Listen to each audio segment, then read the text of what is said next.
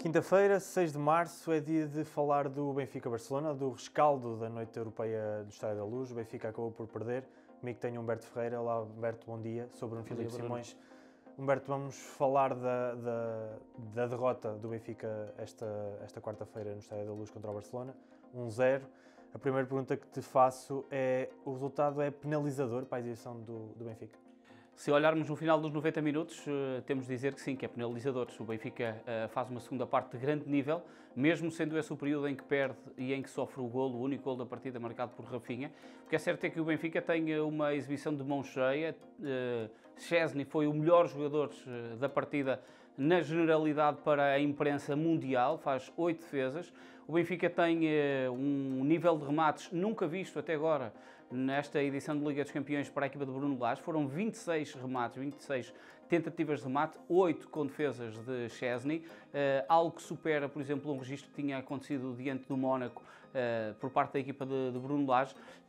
Há, no entanto, aqui sempre uma condicionante que é preciso trazer acima, que é o facto deste Barcelona ter jogado pela primeira vez e ter sido pela primeira vez uma equipa na Champions a jogar tanto tempo com menos um jogador. Ou seja, a expulsão de Cubarsí aos 21 minutos naturalmente fez com que a partida fosse completamente diferente. Hansi Flick teve que fazer mudanças, teve que fazer ajustes, tirou Dani Olmo, que, como sabe, que é uma peça muito preponderante no motor ofensivo da equipa do Barcelona, para colocar Ronaldo Araújo, e isso naturalmente empurrou o Benfica mais para a sua zona ofensiva. Portanto, olharmos ao final e dizermos que o resultado é penalizador para a exibição encarnada é um facto, porque as expulsões também fazem parte do jogo e naturalmente Cubarsí foi expulso e por isso o jogo tornou-se diferente. Há, no entanto, a dúvida sobre o que é que este Barcelona poderia fazer ao Benfica se tivesse a jogar com 11 jogadores. No entanto, face ao que foi a partida, o resultado é injusto porque o Benfica teve de facto muitas oportunidades para conseguir marcar pelo menos um golo. Os fatídicos do futebol e do desporto diriam que a partida iria ser completamente diferente do que foi em janeiro. Era algo expectável porque naturalmente os treinadores não queriam ter aquela montanha russa e aquelas facilidades, debilidades tão defensivas que existiram. Portanto, o jogo acabou por se traduzir dessa forma, mesmo tendo muitas oportunidades, quer para um lado, quer para o outro. Logo nos primeiros minutos tivemos 3 remates à baliza. Portanto, foi um jogo muito aberto, com muito perigo, ainda assim com melhores exibições dos guarda-redes. Szczęsny aqui à cabeça, que faz com que o Benfica perca por 1-0 em casa diante do Barcelona.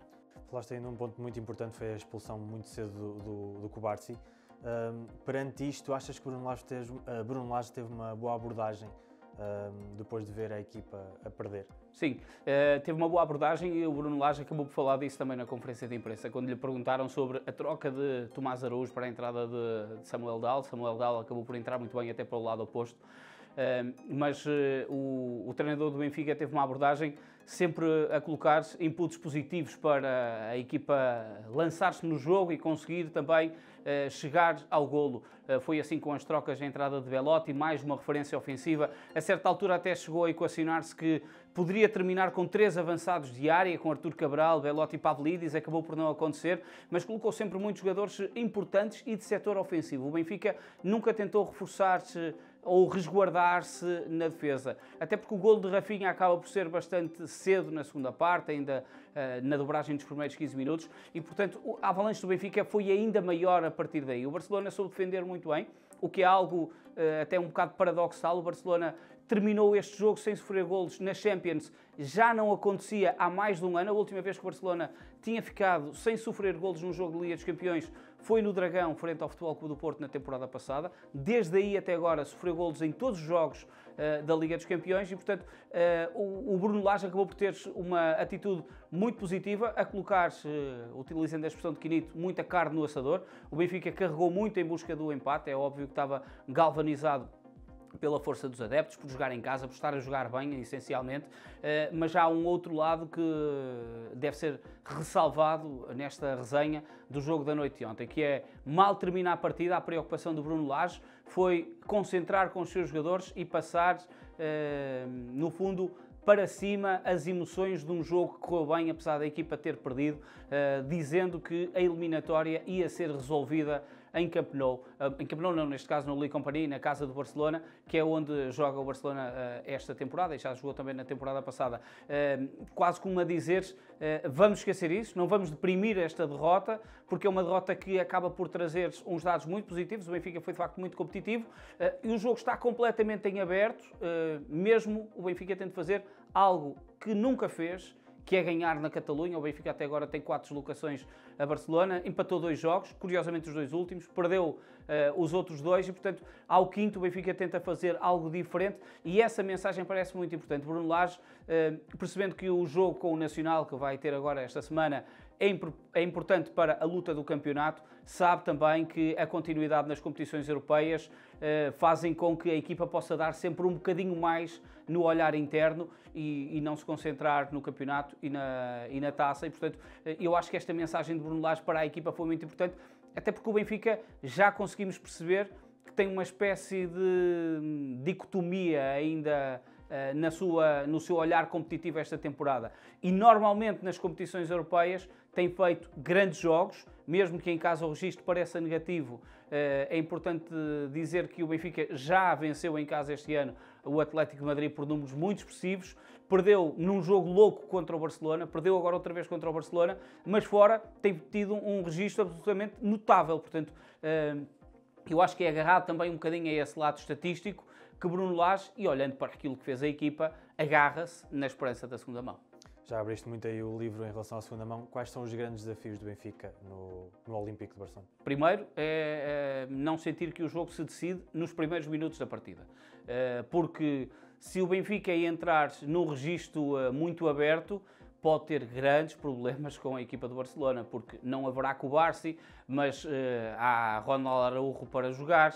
Há uma frente ofensiva que é absolutamente incrível. O Barcelona ontem fez o gol número 125 da temporada. É uma coisa que, se calhar, quem olha pela rama não percebe a dimensão ofensiva que este Barcelona tem, e principalmente a jogar em casa. O Barcelona vinha 2 jogos a marcar 4 golos ao Atlético de Madrid e 4 golos à Real Sociedade, mesmo tendo a jogar com menos um jogador ou com mais um jogador contra a Real Sociedade durante grande parte do tempo. Mas, por exemplo, esse jogo frente à Real Sociedade, a Real Sociedade não fez um único remate à baliza, não teve um único canto, não conseguiu produzir nada no ataque, teve a jogar muito tempo com menos um jogador, e esse é o grande desafio do Bruno Lage, é perceber que o Benfica, para conseguir triunfar em Barcelona, tem que marcar, que é algo que não conseguiu nos 2 últimos jogos que fez na Catalunha, empatou 0-0 nas 2 partidas. De resto, em 2021 o jogo até fica marcado por um golo anulado ao Otamendi e um falhanço inacreditável de Seferovic, mesmo a acabar, ainda na era de Jorge Jesus. E agora Bruno Lage sabe que tem essas peças muito importantes para poder ferir o Barcelona, até porque o Barcelona defensivamente também é uma equipa bastante débil. O facto de ter 2 laterais muito projetados ofensivamente, o facto de Íñigo Martínez e também Ronald Araújo não serem especialmente centrais, muito rápidos na recuperação, pode fazer com que o Benfica, Hansi Flick fez essa referência, que é uma das equipas mais fortes que enfrentou esta temporada na transição. E esse lado pode ajudar o Benfica a explorar muito as debilidades do Barcelona para a segunda mão. Mas não esquecendo que o Barcelona do meio campo à frente tem jogadores que podem fazer a diferença a qualquer momento.